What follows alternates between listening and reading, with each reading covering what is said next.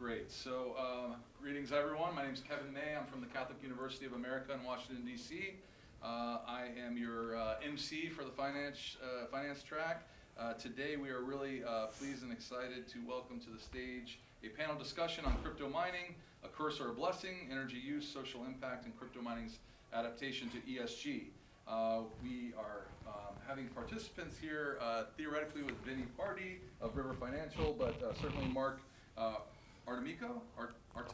Second one. Artemko, Yeah, thank you. got it. From Dynamic Mining, and I'm so sorry I didn't have Ken Hayward. Ken Hayward Yeah. also joining us. So, media headlines often contend that Bitcoin uses as much energy as a small country. Well, this is true, but it fails to put into context or to consider how Bitcoin uses energy, the types of energy that it's leveraging, and the potential it has to stabilize the electric grid.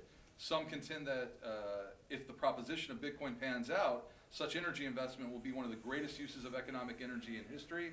The presentation is going to drill into the real story and how government ESG, which is environmental, social, and governance requirements, may help or hinder the crypto industry. So Vinny's hopefully going to be joining us. He was over a decade as a commercial officer. He began investing and studying crypto in 2017. In 2021, he launched Hyrule Ventures, which is a white glove service providing retail miners with education and access. And he was, by the end of 2021, hired to run mining operations at River Financial. Beyond crypto, he spends his time and talents with his parish back home. In addition, we have Mark Artemko. Right here. He worked as an electrical engineer in the utility sector for more than 18 years. He led responsibilities of maintaining a 24/7 operations of the grid in Ontario prior to moving to the cryptocurrency space in 2018, so brings a wealth of knowledge in this space. He joined Dynamic Mining in 2021 as the president, where he leads the company business development and technology efforts. Dynamic Mining is a blockchain infrastructure company that provides mining and staking solutions for individuals, investors, and organizations. It offers a full stack crypto as a service expertise ranging from small point to full scale solutions. Yeah, come on in. And then we have Ken, who's fantastic as well, and we're excited to hear from him. They did your intro. Take it away, gentlemen. All right. Well, welcome everybody.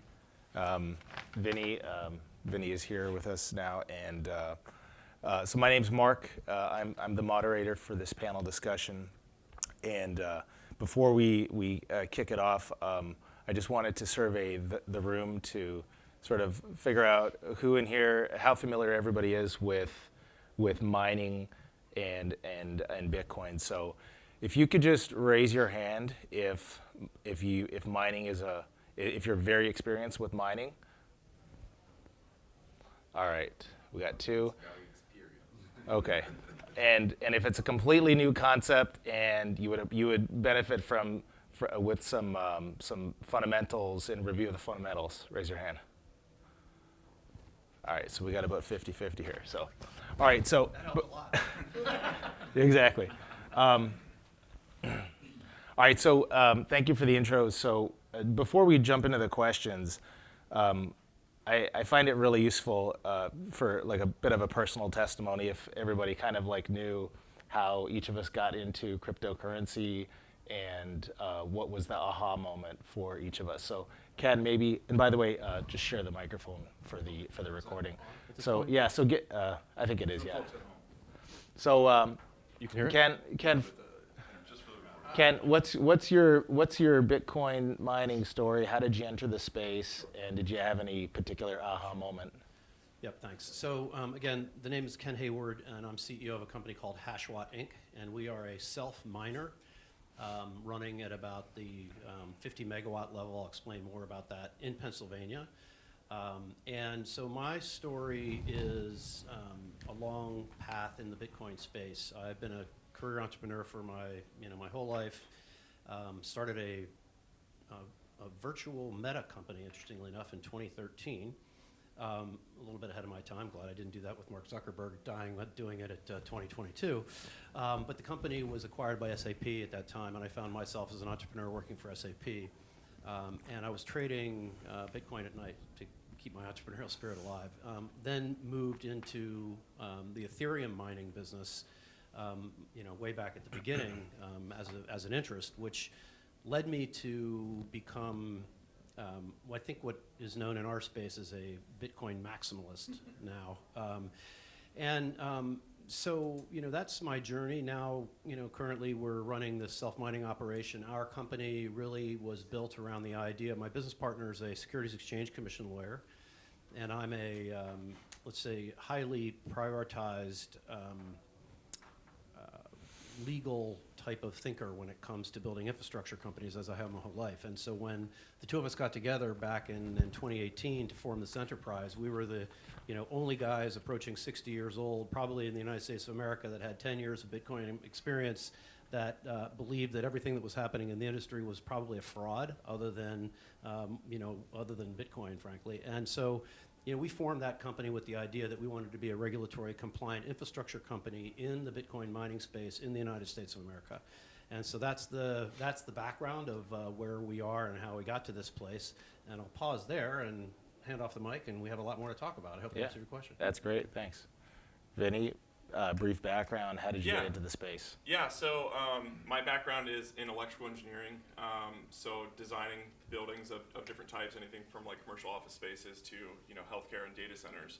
I learned about cryptocurrency about 5 or 6 years ago, and just wanted to start tinkering with things. So I wanted to get into Bitcoin mining, but at the time it was really tough to actually buy the equipment for it. It was just shifting into ASIC mining, and the websites where you could buy those, they had bots buying them as soon as they were released. So, but I was able to build an Ethereum rig just using like typical computer parts, graphics cards. So I built one of those in my basement and just continued trying to learn as much as I could. So over the years started to learn more about like the ethos behind Bitcoin, and the more I learned, the more just kind of like dive full into it. And so I ended up leaving my engineering career after 10 years, about 2 years ago, to start my own crypto mining business, mining all different cryptocurrencies, and just helping introduce people to that investment vehicle. Because at the time there was kind of like a bull market. Everyone was like, hey, should I be buying this coin or that coin? And I just didn't like the idea of trying to double your money overnight. But if it made more sense to me to buy something that mines it and gives you like a 2 to 3 year ROI, where you're starting to look at things long term and get more involved. So I liked that, and kind of over time have shifted also more towards Bitcoin. River Financial is the company I work for now. I manage their mining operations. They started as a Bitcoin only brokerage, and continued to introduce new offerings. So as they started to offer mining as a product, they hired me to start deploying their fleet. So that's how I got here. Awesome, cool.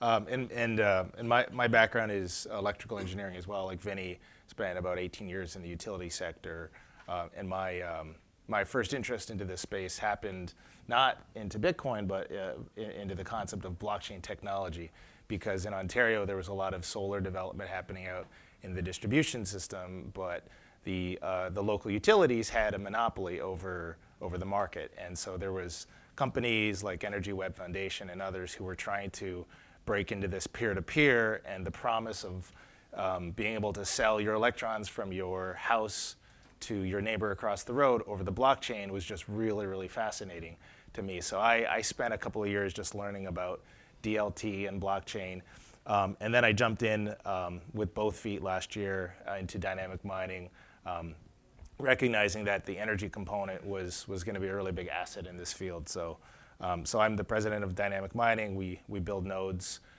in infrastructure for all blockchains, including proof of work Bitcoin. All right, so the talk is about mining and ESG. ESG stands for environmental, social, and governance.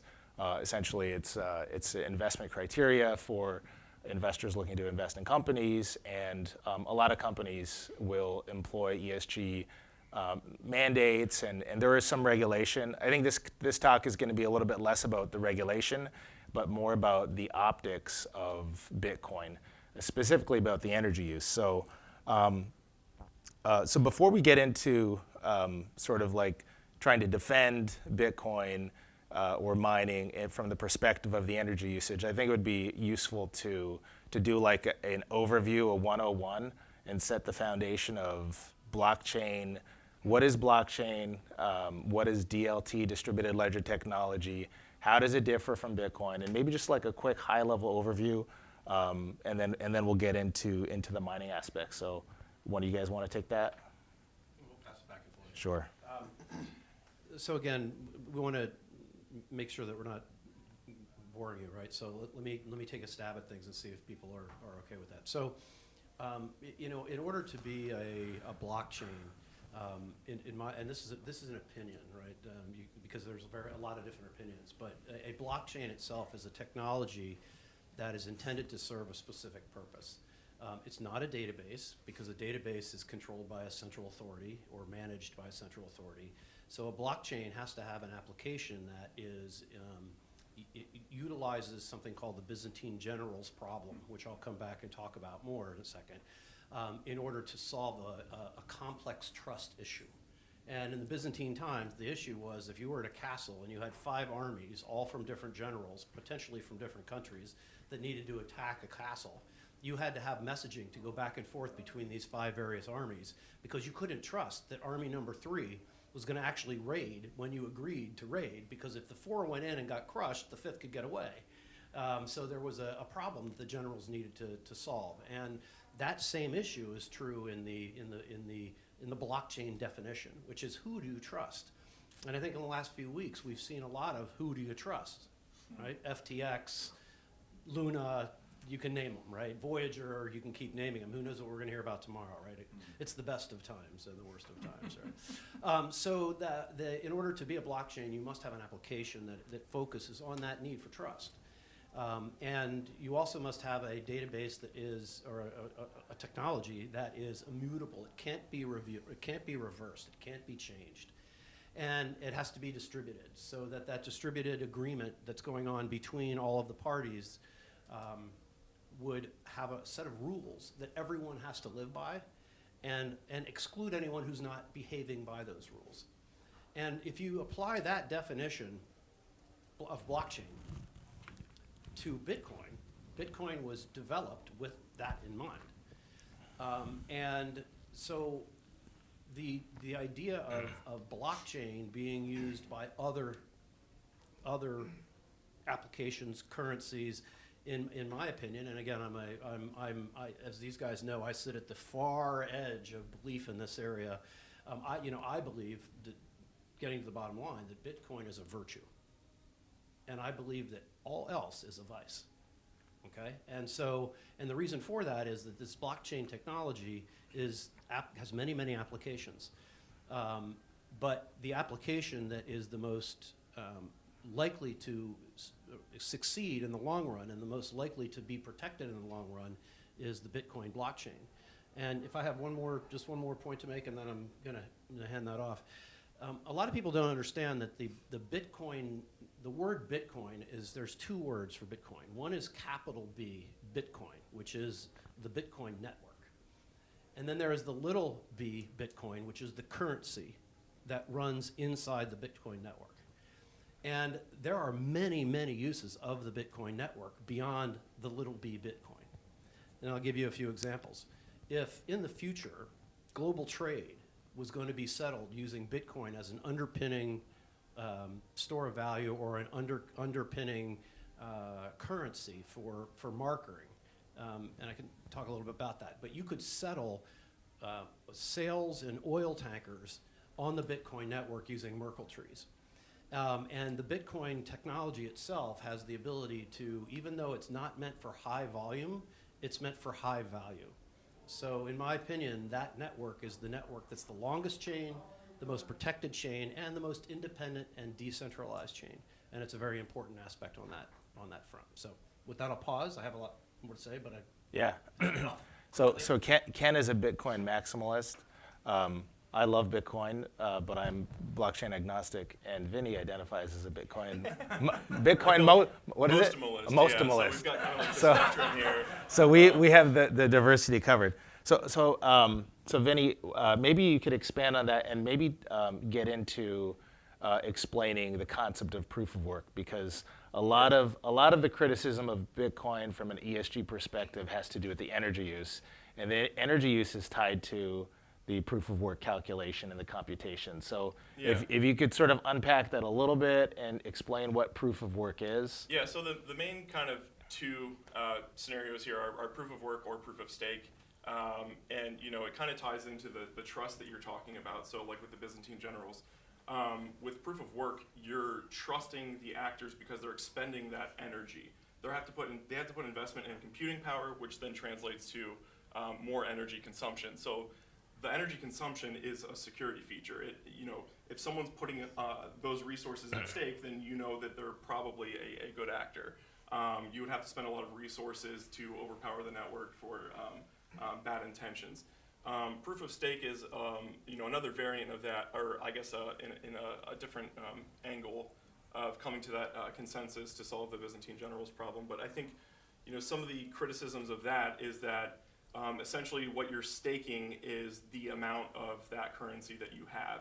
So then, you know, there's the question of like, is the biggest, you know, player just going to put all their money towards that, and that's all it takes is just money to overpower the network, and you're keeping, you know, the big players bigger, and they vote, you know, kind of to empower themselves and kind of, you know, make that gap bigger between the rich and the poor, versus Bitcoin mining, like you're actually putting towards resources and you're putting in, you know, the work to find that consensus to solve the Byzantine generals problem. Yeah, thanks. And I guess the key difference too is the energy of Bitcoin isn't like an unwanted consequence. It's the main purpose.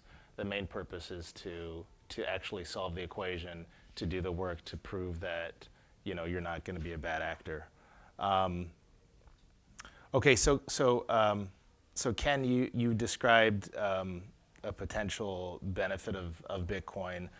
In yesterday's talk, Mark Yusko mentioned that a staggering statistic that 40% of adults in the world are unbanked, yet 2/3 of that population group have access to cell phones. So what will Bitcoin do for the world? ESG has 3 components: environment, which gets all the attention, but what about the social aspect? How do people's lives change for the better from Bitcoin? Okay. Yeah. So there's so much to say in this area, so I'm going to take it way up for a second, high into the clouds.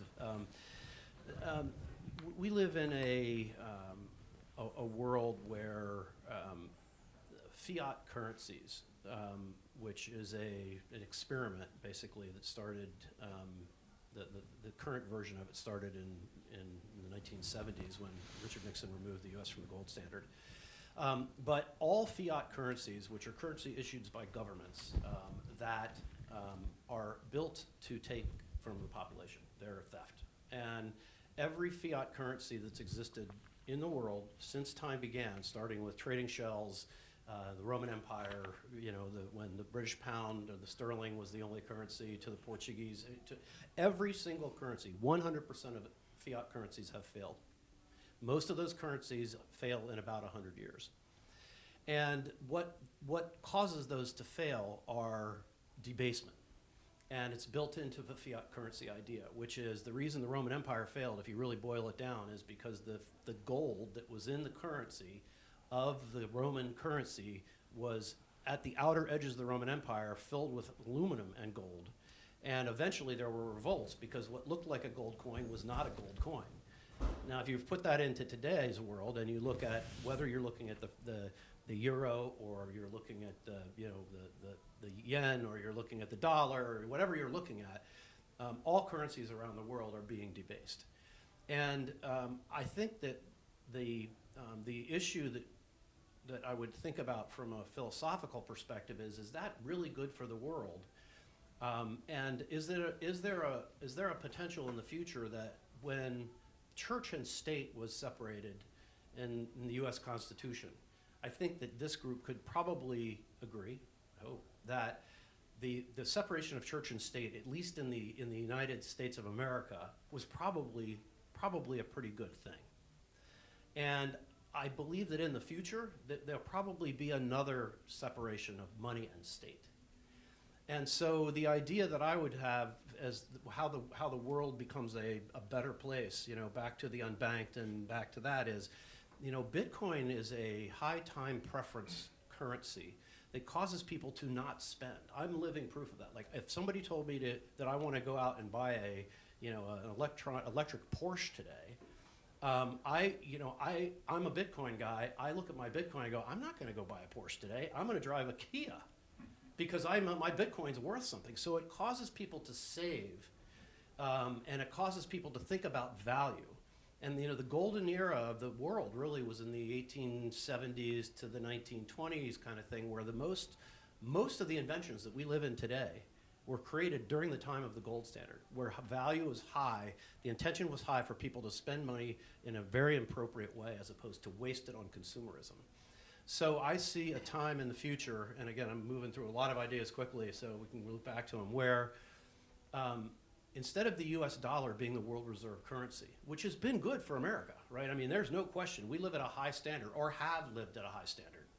But if you look around the world right now, you have China and Iran and China and India and other players around the world agreeing now that unlike what was required by law in the Bretton Woods Agreement in 1944, which was the U.S. was the world reserve currency by the force of the United States military, okay?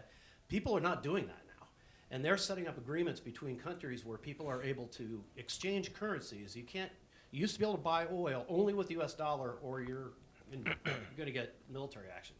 Now, that's not the case. So I see a world coming where you have a basket, a new world reserve currency standard, where you have a basket of currencies, you know, the yuan, the yen, you know, keep going, the US dollar, probably by gross domestic product.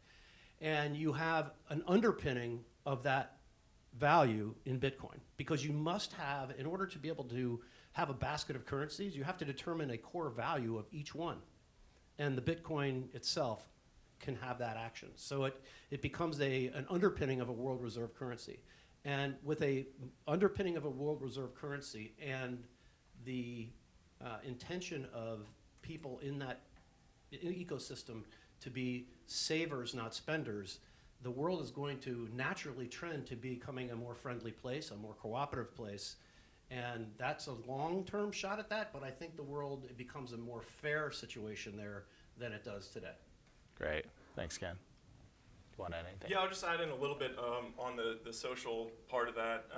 You know, Bitcoin is open access. So, you know, talking about like 2/3 of the world having cell phones, you know, they talk about like in Kenya in the early 2000s, they were trading cell phone minutes as currency.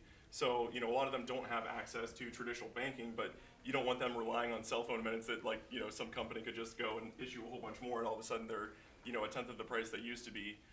So this is a way that you get them access, easy access, open access. There's no, you know, judgment or discrimination against, like, you know, you're this race or religion, so we're not going to give you banking. They just, you know, download a Bitcoin wallet. They can start accepting Bitcoin for their services. So, you know, I think that's an important, you know, social, you know, part of this as well that needs to be considered. Yeah. Yeah, I had a conversation with my sister about a month ago where I was explaining, you know, the Bitcoin and blockchain, and one of the propositions was, it's great because you can, you know, you could have, you know, there's no intermediaries. You can have peer-to-peer transactions.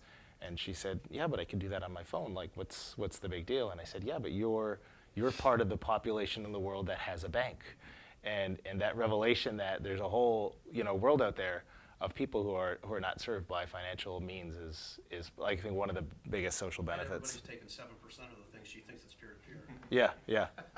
All right, so Vinny, imagine everybody in the room is an electrical engineering grad, and dive into the mechanics of mining, okay?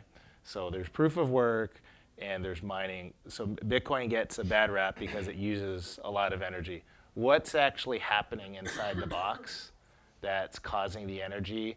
And maybe try to put it in perspective, the amount of energy use. I have some slides we can go through, but can you unpack the mining, you know, sequence and Yeah, the so process? a lot of people are confused because the name mining kind of is not a great description of what's actually happening. If you go to a Bitcoin mining facility, it's essentially a data center. So, I think there's actually one, out in the hallway showing what a miner looks like. It's just a computer. It guesses hashes. So they're rated in terahash per second, and that's 1 trillion guesses per second. So they're just guessing hashes to solve the next block. Every 10 minutes, there's a new block added to the blockchain, and that represents all the transactions that occurred over that time frame. So these guesses are essentially like lottery tickets in solving that function. So it takes a lot of computational work to solve that next block, but once you have it, it's easily, verified backwards to confirm that that represents all those transactions. And as more miners get added to the network, that equation or that algorithm becomes even more difficult to solve. So, based on the competition, that's how you end up getting more energy that goes into the Bitcoin mining, because they don't want someone to just be able to plug in and just overpower the networks. You want to keep making that more difficult. You want to keep consistent block times. And that's kind of like a leveling mechanism where if a lot of miners join the network, those block times are going to speed up, and then they adjust to make the difficulty such that it goes back to that 10-minute time frame. And the same thing like when China had the mining ban, a bunch of miners came offline. The block times would have been really, really slow if we didn't then adjust the difficulty to make it easier for them to compete. So that's kind of what's happening over time. You get more efficient machines, more guesses with less energy expended, but the network continues to grow, so the consumption is still going up over time. Right. Yeah, the misnomer of mining is a funny thing because one of my revelations after years in the space reading the Satoshi's white paper again, he never actually uses the term mining. There's one reference to an analogy, and as he's describing proof of work, the reference is made that it's kind of like gold mining. It's kind of like gold mining, and that took off and created this industry in and of itself. Vinny, could you just expand a little bit more? You mentioned the miners on display in the vendor area. Could you talk about the progression from the original days of CPUs to where we are now, and how that really exploded? And then maybe while you're doing that, I'll throw the graphs on the board to see, sure. to give some perspective. So as Mark mentioned in the beginning, mining was done on a CPU. There obviously weren't very many people out there mining. It was kind of a smaller group, so it was not very computationally intensive. But over time, more people started to do this because you were earning Bitcoin for it. And so, it kind of progressed to then it was being mined on GPUs, which is a lot of people are familiar with. Ethereum mining was mining via GPUs until very recently. And then, the competition continued to grow. You want to find things that are, instead of repurposing like a CPU or a GPU, you start building hardware that's meant for mining Bitcoin. I think the next generation was FPGA, which was a pretty short-lived because ASIC mining quickly followed that, and that's what you would see out in the hallway. And it's basically a machine that's built to do one job and one job only. That's to mine, Bitcoin. So it's not very flexible. It's not like someone could, take over your mining facility and have it start, rendering graphics or doing other things with the equipment. It's only meant to do Bitcoin mining. So it's gotten very efficient, and there's been kind of like leaps in computing power and difficulty as those generations shifted from one technology to the next. And it seems like ASIC mining is probably as efficient as you're going to get, but obviously the hardware inside that you can still find some efficiency gains within that. So Nice. It used to be orders of magnitude like 100 times more effective when the next miner came out, and now it's like maybe 30% more effective when the next miner comes out. Yeah, yes, they're getting more efficient as the next gen. The graph we're showing here is just the terawatt hours per year. So you can see in the early days it was around 10. Vinny referenced the China ban, which is right around June of 21. And you can see it was on a steady incline. There was a brief pause while everybody unplugged the miners from China and shipped them off to Kazakhstan and United States, and then the climb happened. And mining follows very closely the price of Bitcoin. So as Bitcoin drops in price, profitability goes down, and then miners, the less profitable miners that are paying more for electricity have to shut off. Vinny, do you wanna maybe put it in perspective here about here? Yeah, I guess I'm not as familiar with these specific graphs, but you know, it's interesting when people talk about the Bitcoin energy use, they typically compare it to you know, other things that we use energy on. You know, I have some like pushback against framing it that way, but it Yeah. does give people an idea of how big the consumption is. You know, it's interesting that sometimes people will take the global Bitcoin mining consumption and compare it to energy consumption in the US. So, you know, if you think about like the total Bitcoin mining activity, about 30% of that is in the US now, ever since the shift from China, which is the highest amount globally for a country. But you know, it's just interesting to me that, you know, even if you take this global activity of Bitcoin mining that's happening everywhere and compare it to consumption in just the US, it's only like 1% of that. Bitcoin mining is 1% of the total US consumption if all of that was occurring here. Yeah, So, there. you know, a little bit unfair to maybe compare something like energy consumption in the US versus something that happens globally, but even still, you know, it's dwarfed by the rest of consumption. And maybe what about so you know, Bitcoin's the negative criticism is that Bitcoin uses dirty energy and it's not green and it needs to do a better job. There's two issues with that. A, is it true? And B, why is Bitcoin being singled out as an industry and given the responsibility? Like the automotive industry is not charged with the task of changing the world's energy generation from coal to hydroelectric. But for some reason, Bitcoin has that responsibility placed on it. So maybe you can jump in on that one as well. Right. So I mean, to your point, the grid in the United States of America is the power provider, right? And so Bitcoin miners aren't set up to take on the challenge of global warming, right? We use power, and we have a you know, I have an argument. We have an argument that the use of that power for Bitcoin is actually of extremely high value, possibly the highest value of electricity ever used by anything ever anywhere in the world ever. But that notwithstanding, because of I guess the opinion, if you will, about where the Bitcoin network is in terms of power utilization, even though it's not the responsibility of the miners, we have actually gotten to a point where I think the current stats are around 65% of Bitcoin mining is used with green energy. Yep. You know, our particular facility is all ESG friendly. That's great, but that doesn't solve the problem for the global Bitcoin hash rate. So I think that you know, if you take a step back again and say most Bitcoin miners today have power purchase agreements that, and I'll use it as specific for us, that while we are connected into our power producer, we are also on standby call based on our power purchase agreement to turn off our Bitcoin mining operation at any time that there is a call for power. And if you as an electrical engineer look at grid management, the most important thing in grid management is base load. And that means that how much load is available across the whole base at any time to protect the needs for spikes. And so if Bitcoin miners around the country, which they are doing this, have power purchase agreements that do this, we basically are causing the infrastructure in the center of the grid to be growing to handle our massive amount of load. But we can turn off or redirect that current back into the grid at any time it's needed and shut down the Bitcoin mining. It's like putting batteries at the 50 megawatt, 100 megawatt, 200 megawatt scale all over the country and storing power.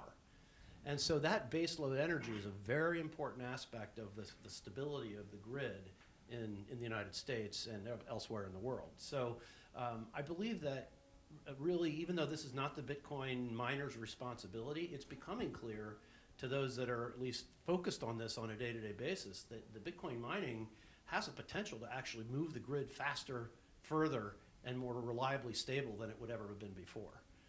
So, you know, these are all.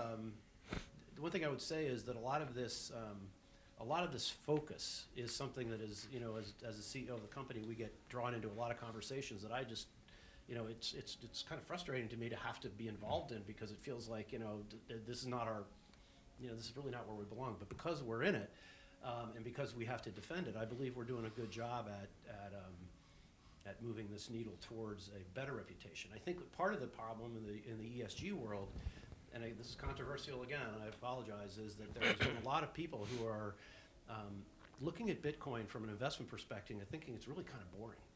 You know, you buy it and you use it, and it has a certain value as a store of value. And I think a lot of people in the venture capital world said, you know, that's too boring for us. We need more high risk. We need to be able to figure out how to make higher returns. And we also have to figure out how to make Bitcoin look bad. And so there's a lot. I mean, let's look at the FTX meltdown in terms of market cap in the Bitcoin industry and the amount of money that's being funneled into the negative press about the biggest competition, which is Bitcoin. And the truth is, there's no leader of Bitcoin. That's why it's an independent network, right? There's no leader.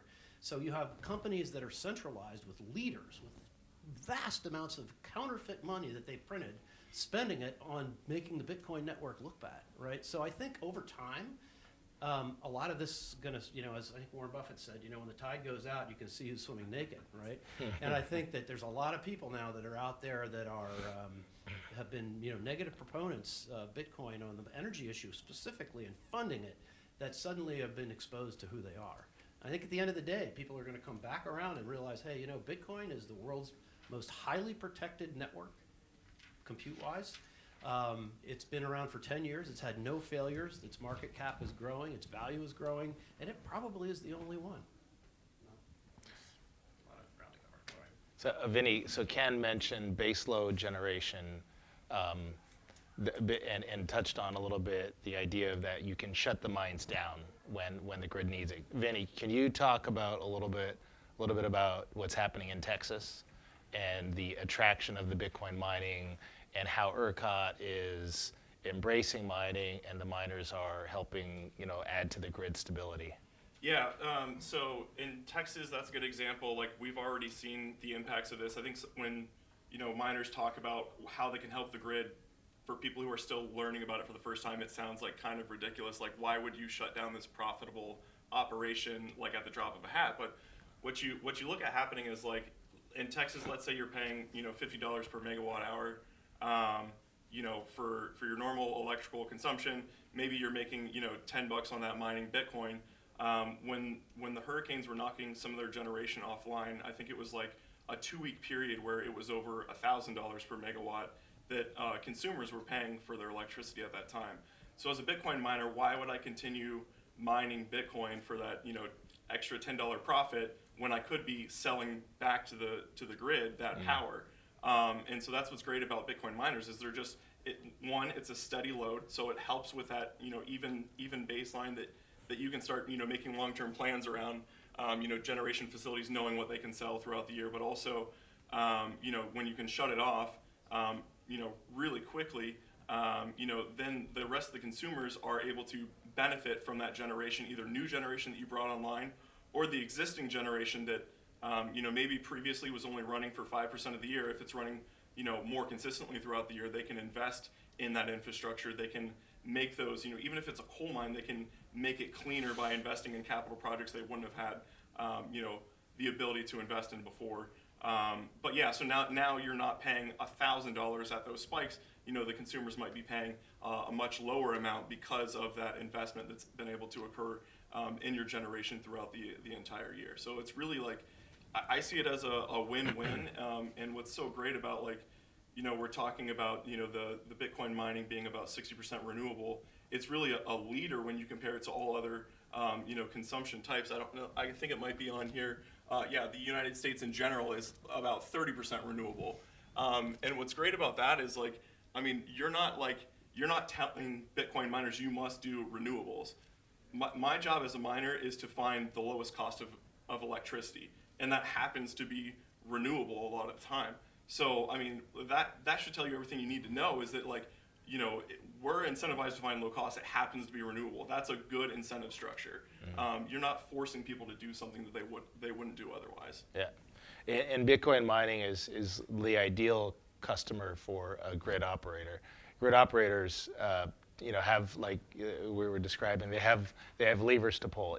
If there's an outage on the grid and you lose an 800 megawatt nuclear plant, the response is you have other generators spinning reserve, and you ramp them up online, but you pay a premium because most of those are like peaker plants, natural gas. So they're very expensive and the price speaks.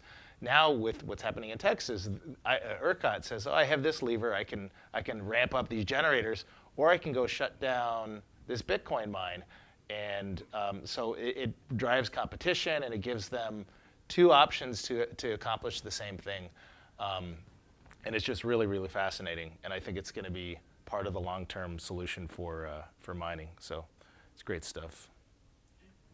Just Yeah. a quick question. Yeah. So if you were to go offline to get the power back, then the hash rate would drop as well because they're offline. So the other network's okay to keep that 10-minute hash rate. Right. So because global hash rate is so far distributed, it's truly a global hash rate. Millions and millions of computers doing this around the world, right? So if somebody in ERCOT territory in Texas were hitting by a hurricane, and all the miners, which don't, but let's say all the miners in Texas went off, you would see an adjustment in the hash rate. But there's so much global hash rate as percentage of that you wouldn't have an impact in terms of the hash rate. One last point, which I don't know if everybody knew. We're talking about protecting the Bitcoin network, and again, I just don't know if everybody knows this or not, but the reason you talk about protecting the Bitcoin network is that the rules of the Byzantine generals problem that I described earlier in the Bitcoin network require all parties to agree on what the protocol is. And if you own more than 51% of the nodes in the network, you can change the rules. And so that's what protecting the Bitcoin network makes, is that the reason that all of us around the world do this, we agree to a certain set of rules, and we want to defend against somebody having a 51% ownership where they could decide to change the rule. And that's what we do all day long to make sure that we load, balance, and adjust that it would never happen. Sorry. And Ken, in the white paper, I believe Satoshi also talks about if anyone were to successfully get to the point where they had a 51% control, it would be more profitable for them to not change the rules and just mine the Bitcoin. So it's an inherent self-deterrent against being a bad actor. And that's essentially the proof of work. All right, we have a few more minutes. Are there any other questions? Yeah. One of the slides that you showed earlier had a lot of miners in Europe, and I think Czechoslovakia was Yeah. the Czech Republic.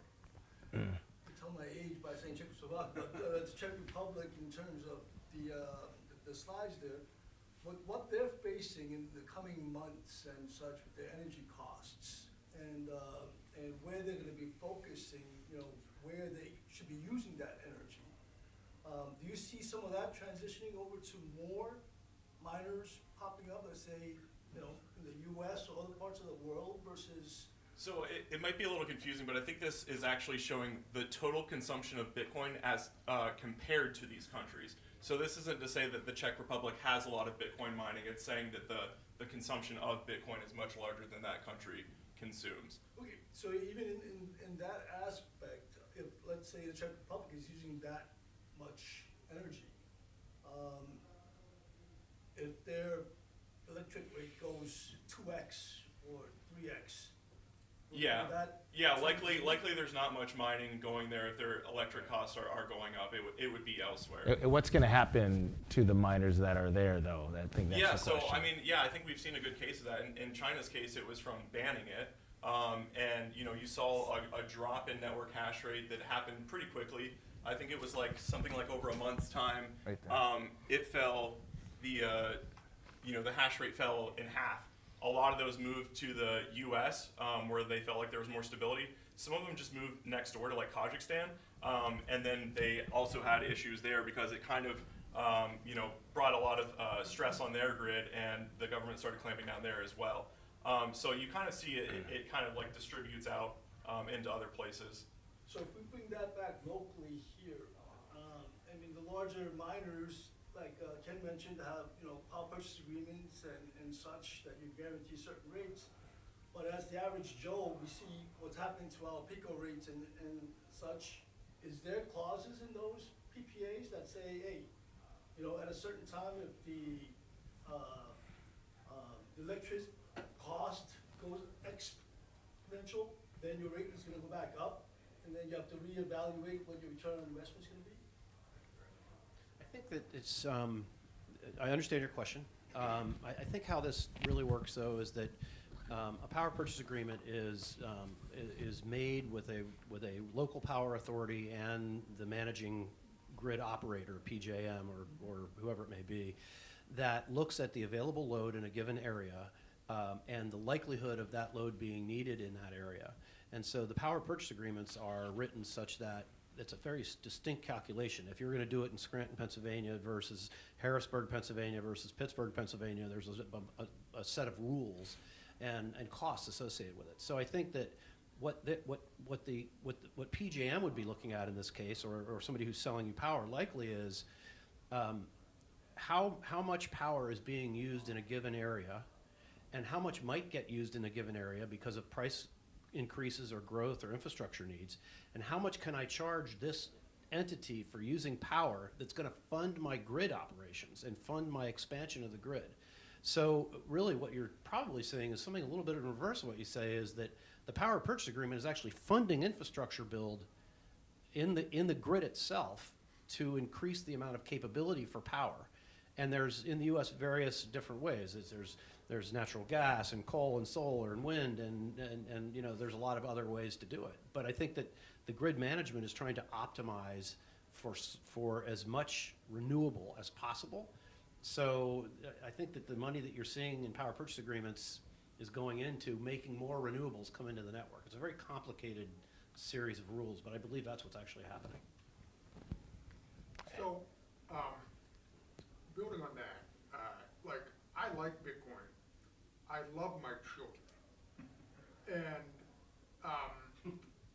I worry about as Bitcoin hopefully gets greater adoption, that it will use more energy, which will cause more extreme weather, et cetera. So is the answer that Bitcoin has to become, that the energy source for Bitcoin has to become increasingly sustainable, that it has to be more fueled by, you know, nuclear and other sustainable sources as Bitcoin, the industry grows? What's your take on that? Well, I have there's one more slide I haven't shown, and maybe this would be a good one to address. But this is Bitcoin's, you should see this. This is Bitcoin's energy usage compared to the traditional banking system and the energy to, you know, secure gold. So what's going to happen in the future as more Bitcoin mining is not going away? Yeah. Yeah, so mathematically, the amount of Bitcoin mining is going down, not up.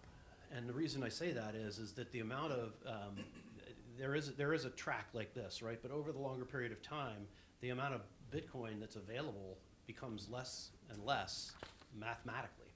So over time, you get to a point in 100 years from now where the Bitcoin mining itself there'll be probably less of it. There'll probably be more efficient technologies to mine it.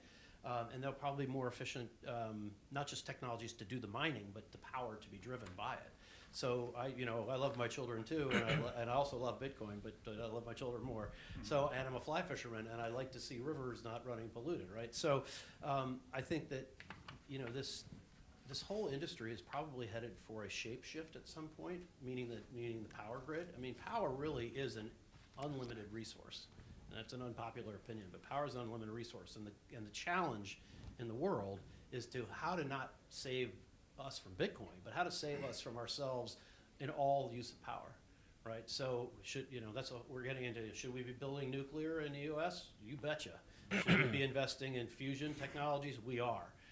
All those things will come into play, and hopefully 10 years from now we can look back and see a new generational skip in the way that energy is delivered, which makes the world a better place.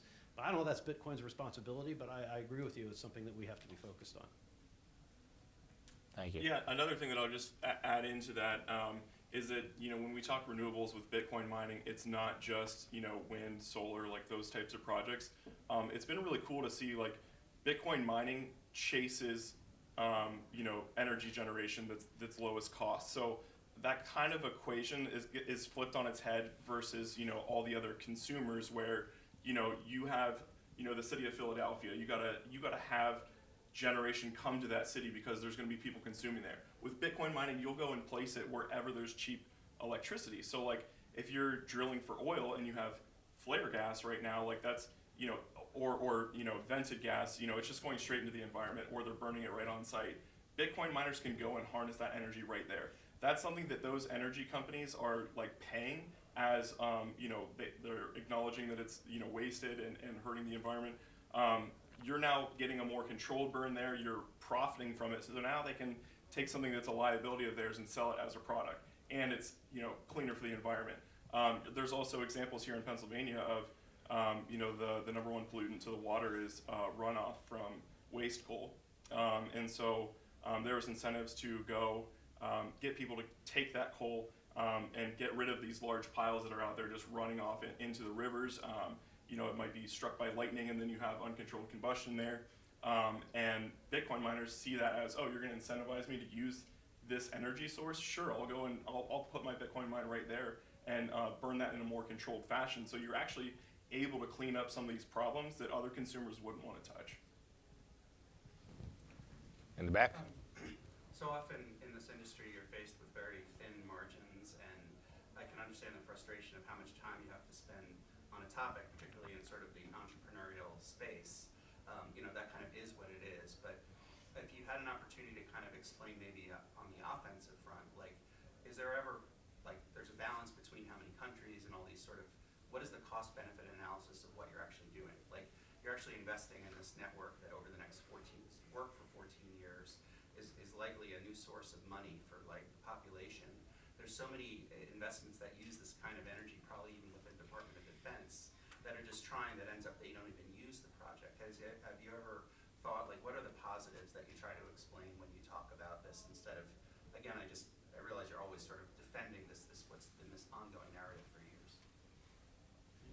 Yeah, I mean, I think, similar to what I was just describing, like some of those are positive benefits that we're able to clean up or to, harness, the flare gas and things like that. So there's not really people like competing with us to do those kinds of activities. So I think that's a benefit. And even just like in other cases where I've seen, these Bitcoin mining facilities are popping up in areas where, maybe a town had an industrial facility leave. And it's really hard to incentivize companies to come in and do business there. But again, Bitcoin miners don't really care as long as you're getting cheap power. So now you're able to run these generation facilities out at a more efficient level and bring some jobs back and investment back in the community. So, talking about being on the offensive, it really just seems to me that the incentives are aligned. And, if I'm going into a well-populated area and competing for power, that's not something that I want to be doing, because I'm going to be paying more for that electricity. So the offensive in my mind is keep building these facilities and show by example, look what it's done for this community. So that's kind of how I would answer that. I don't know if you have. I agree. Yeah. So regretfully, that's all the time we have. Okay. Let's give it up for our panel. Okay.